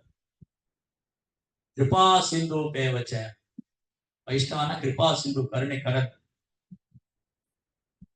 தனக்கு கெடுதல் செஞ்சவனுக்கு கூட நல்லது பண்ண நினைச்சாரு புறத்தாலும். ராமானுஜன் போய் பிரார்த்தனை பண்ண சொன்னாரு, உனக்கு கண்ணு வேணும்னு பகவான்கிட்ட கேளு. அவர் போய் கேட்க மாட்டேங்குது. என்ன பிரார்த்தனை பண்ண? அந்த வந்து உங்களை கொல்லணும்னு ஒரு மந்திரி போய் சொன்னார் இல்லையா ராஜா கிட்ட, அவருக்கு மோட்சம் கொடுக்குன்னு கேட்ட. ராமானுஜர் இருக்கிற வரைக்கும் வைஷ்ணவம் இருக்காது, அதனால அவர் கொல்லணும், அப்பதான் சைவம் வளரும் அப்படின்னு உங்களை உங்களை கொல்லணும்னு ஒரு மந்திரி நினைச்சாரு பாத்தீங்களா, அந்த மந்திரி நரகத்துக்கு போயிடக்கூடாது, மோட்சம் கொடுக்குன்னு கேட்டேன். சரி ரெண்டாவது போய் கேளுங்க. ரெண்டாவது போய் கேட்டு வந்து என்ன கேட்டேன்னா, அந்த ராஜாவுக்கு மோட்சம் கொடுங்க. ஊரத்தாழ்வாரோட கண்ணை பிடுங்கினவர் அந்த கிருமிக்கான ராஜா சோழமன், அவருக்கு மோட்சம் கொடுங்க கேட்டு வந்து, கண்ணு வேணும் கேட்க மாட்டேங்குது. திரும்ப ராமன் சொல்றாரு, என்னுடைய குருவுடைய ப்ராப்பர்ட்டி வந்து குறையா இருக்கு, அதை பூர்த்தி பண்ணித்தரும். குருவுடைய சொத்து வந்து ஒண்ணு முழுமை இல்லாம இருக்கு, அதை அப்ப கூரத்தாழ்வார் புரிஞ்சுக்கிட்டாரு, என் கண்ணை தான் பகவான்கிட்ட கேட்க சொல்றாரு. அப்ப கூரத்தாழ்வார் சொன்னாரு, குருதேவா, எனக்கு இந்த ஜன உலகத்துல பாக்குறதுக்கு ஒண்ணும் இல்லை, நான் எதையும் பார்க்க வேண்டிய அவசியம் இல்லை. அப்படி நான் எதையாவது பார்க்கணும்னா நான் பகவானை தரிசனம் பண்ணணும், உங்க தாமரை திருவடி எனக்கு போதும். உங்களுடைய தாமரை திருவடியும் பகவானுடைய திருவடியும் சேவிச்சா போதும், எனக்கு வேற ஒன்றும் ஆகாது. இந்த ஜட உலகத்துல நான் பார்க்கறதுக்கு வேற ஒண்ணும் இல்லை. அவர் எவ்வளவு கருணை இருந்தா அவரு. இதான் வைஷ்ணவா. வாசுதேவ தத்தா வந்து சைதன்ய மகாபிரபு சொல்றாரு, மகாபிரபு நீங்க ரொம்ப கருணை வாய்ந்தவன்னு சொல்றாங்க, எனக்கு இந்த ஒரு வரம் கொடுங்க. இந்த உலகத்துல இருக்கிற இந்த 3 உலகத்துல 14 லோகத்துல எல்லா ஜீவனுடைய பாவத்தையும் நான் ஏத்துக்கிறேன். இயேசு கிறிஸ்துவாவது என்னை சன்னடை, அதாவது ஓ ஆண்டவரே, இவங்களை அந்த பாவிகளை வந்து தண்டிக்காதீங்க, இந்த பாவிகள் செய்யற பாவத்தை வெறுங்க, பாவிகளை வெறுக்காதீங்க, அவங்க பாவத்தை நான் ஏத்துக்கிறேன், அதை என்ன தண்டனை எனக்கு கொடுங்க இயேசு கிறிஸ்து. வாசுதேவ தத்தா இன்னொரு படி மேல போய், எல்லா கிரக வாசிகளும் வந்து பாவத்தினால பல்வேறு சஞ்சத்துல கஷ்டப்படுறாங்க, எல்லா ஜீவனுடைய பாவத்தையும் நான் ஏத்துக்கிறேன், எல்லாத்தையும் நீங்க விடுவிச்சிருங்க, எல்லாரையும் நீங்க விடுவிச்சிருக்க. வைஷ்ணவம்.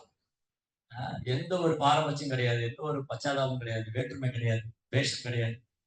பிகாஸ் கிருஷ்ணாவில் அந்த குணம் இருக்கு. சோ கிருஷ்ணாவில் அந்த குணம் இருக்கிறதுனால கிருஷ்ணாவை நெருங்க நெருங்க நம்மகிட்ட இந்த குணங்கள்லாம் வரும்.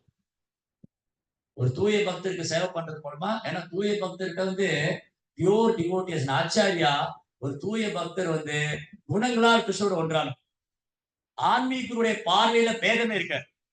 ஆன்மீக குரு இருக்கார் இல்லையா? ஆன்மீக குரு ஆச்சாரியருடைய பார்வையில பேதமே இல்ல. இந்த சீடன் பிடிக்கும், அந்த சீடன் பிடிக்காது, அவனுக்கு வேணும், இவனுக்கு வேண்டாம். நோ. எல்லாருமே வந்து எல்லா ஜீவராசிகளிலும் அவங்க அன்பா இருக்க காரணம் குணத்தால் கிருஷ்ணனோட ஒன்றாயிட்டாங்க.